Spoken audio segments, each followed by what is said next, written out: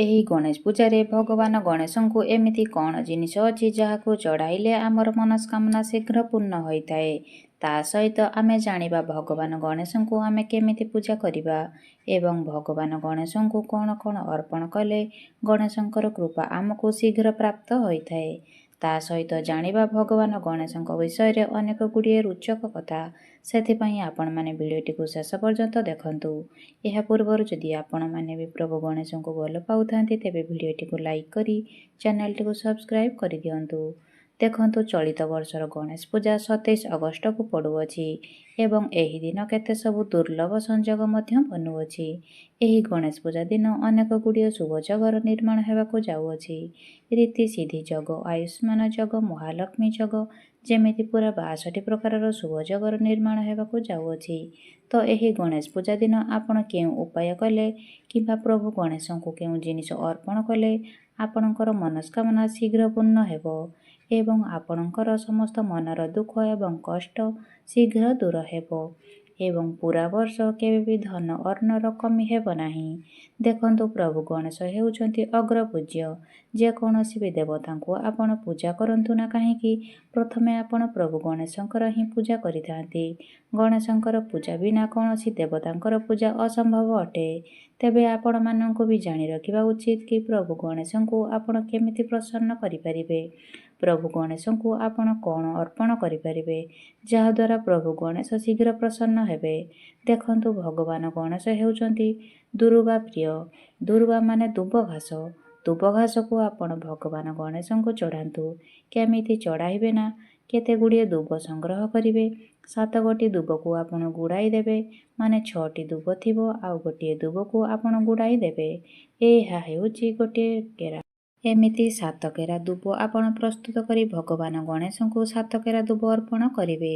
ଦେଖିବେ ଆପଣଙ୍କର ନିଶ୍ଚିତ ଭାବରେ ମନସ୍କାମନା ପୂର୍ଣ୍ଣ ହେବ। ତା ସହିତ ଆଉ ଗୋଟିଏ ଯଦି ଆପଣ କରିବେ ତାହେଲେ ଆପଣଙ୍କର ଆହୁରି ମଧ୍ୟ ଭଲ ହେବ। ଆପଣଙ୍କର ବୟସ ଯାହା ହେବ, ଧରନ୍ତୁ ଆପଣଙ୍କର 27 ବର୍ଷ, 27 କେରା ଦୁବ ଯଦି ଆପଣ ଭଗବାନ ଗଣେଶଙ୍କୁ ଅର୍ପଣ କରନ୍ତି ତାହେଲେ ଆପଣଙ୍କର ମନସ୍କାମନା ଶୀଘ୍ର ପୂରଣ ହେବ। ତା ସହିତ ଆଉ କ'ଣ ଅର୍ପଣ କରିବେ? ଗଣେଶ ପୂଜା ଦିନ ପ୍ରଭୁ ଗଣେଶ ହେଉଛନ୍ତି ଲଡ଼ୁ ପ୍ରିୟ, ମୋଦକ ପ୍ରିୟ। ତେଣୁ ଭଗବାନ ଗଣେଶଙ୍କୁ ଯେତେ ପ୍ରକାରର ଲଡ଼ୁ ଅଛି ତାହା ରାଶି ଲଡ଼ୁ ହେଉ, ବୁନ୍ଦି ଲଡ଼ୁ ହେଉ, ଆପଣ ଯେତେ ଲଡ଼ୁ ଚଢ଼ାଇ ପାରିବେ ଆପଣଙ୍କ ପାଇଁ ସେତେ ଭଲ।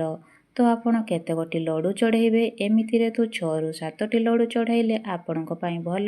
କିନ୍ତୁ ଯଦି ଆପଣ ଆପଣଙ୍କର ବୟସ ହିସାବରେ, ମାନେ ଯଦି ଆପଣଙ୍କର ବୟସ 27 ହେଉ, 18 ହେଉ, 20 ହେଉ, ସେହି ବୟସ ହିସାବରେ ଯଦି ଆପଣ ଲଡ଼ୁ ଚଢ଼ାଇବେ ଏବଂ ସେହି ଲଡ଼ୁକୁ ଆପଣ ଲୋକମାନଙ୍କ ମଧ୍ୟରେ ବାଣ୍ଟିବେ ତାହେଲେ ଦେଖିବେ ଆପଣଙ୍କର ସେହି ମନସ୍କାମନା ଶୀଘ୍ର ପୂରଣ ହେବ।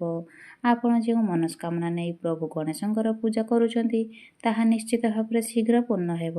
ଅନେକ ଲୋକ ତ ନିଜର ଖୁସି ପାଇଁ ପ୍ରଭୁ ଗଣେଶଙ୍କର ପୂଜା କରିଥାନ୍ତି, ଆରାଧନା କରିଥାନ୍ତି, କିନ୍ତୁ ଆପଣ ଆପଣଙ୍କର ମନସ୍କାମନା ପାଇଁ ମଧ୍ୟ ପ୍ରଭୁ ଗଣେଶଙ୍କର ପୂଜା କରିପାରିବେ, ଆରାଧନା କରିପାରିବେ।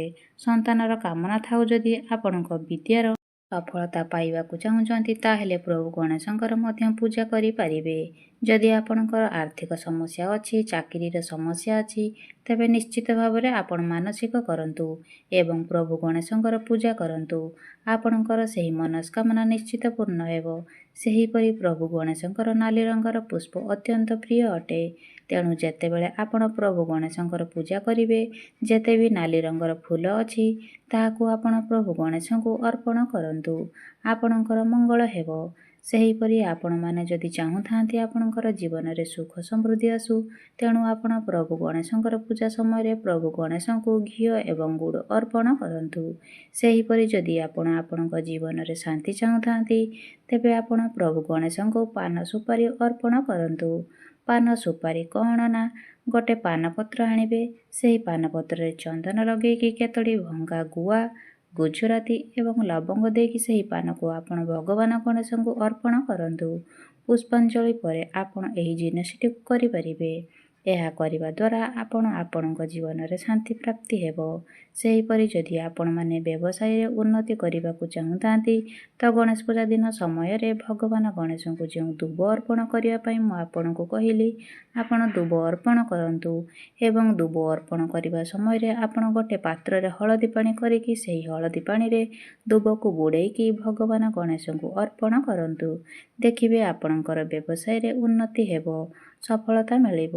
ସେହିପରି ଭଗବାନ ଗଣେଶଙ୍କ ପାଖରେ ଯେଉଁ ସିନ୍ଦୁର ପୂଜା ହୋଇଥାଏ, ପୂଜାରେ ଯେଉଁ ସିନ୍ଦୁର ଲାଗିଥାଏ, ସେହି ସିନ୍ଦୁରକୁ ଯଦି ଆପଣ ଆଣି ଆପଣଙ୍କ ଘରେ ସ୍ୱସ୍ତିକର ଚିତ୍ର ଅଙ୍କନ କରନ୍ତି, ତାହେଲେ ନିଶ୍ଚିତ ଭାବରେ ଆପଣଙ୍କର ଘରେ ସୁଖ ସମୃଦ୍ଧିର ବାସ ହେବ, ଆପଣଙ୍କର କଲ୍ୟାଣ ହେବ।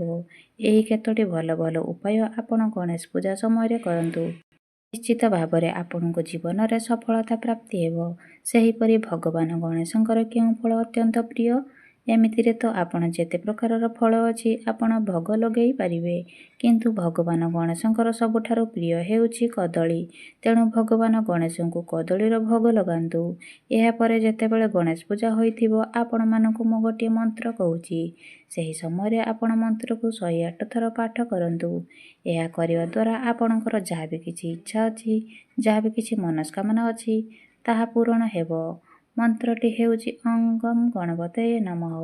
ଏହି ମନ୍ତ୍ରକୁ ଆପଣ 108 ଥର ଜପ କରନ୍ତୁ। ଯେତେବେଳେ ପ୍ରଭୁ ଗଣେଶଙ୍କର ପୂଜା ଚାଲିଥିବ, ମନେ ରଖନ୍ତୁ ଗଣେଶ ପୂଜା ଦିନ ଆପଣ ପ୍ରଭୁ ଗଣେଶଙ୍କର ପୂଜା କଲାବେଳେ ଯେଉଁ ବସ୍ତ୍ର ପିନ୍ଧୁଛନ୍ତି ତାହା ପୂରାପରି ସ୍ୱଚ୍ଛ ହେବା ଦରକାର।